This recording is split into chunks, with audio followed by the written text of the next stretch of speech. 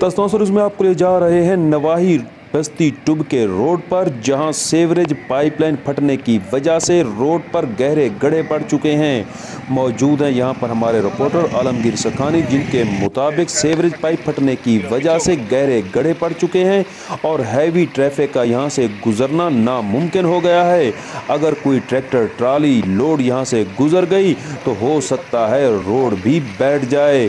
दूसरी जानिब मुतलका महकमे ने 24 घंटे गुजर जाने के बावजूद भी इस जानिब कोई तवज्जो नहीं दी।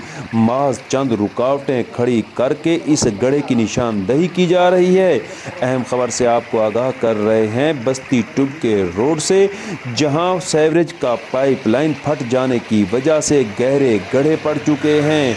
आमदो रफ्त में भी शदीद मसाइल का सामना है और अगर कोई हैवी गाड़ी यहां से गुजर गई तो हो सकता है कि रोड बैठ जाए।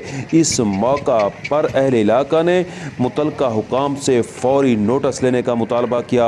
आलमगीर सखानी के साथ सुहेल शहजाद, तस्तौसा न्यूज़।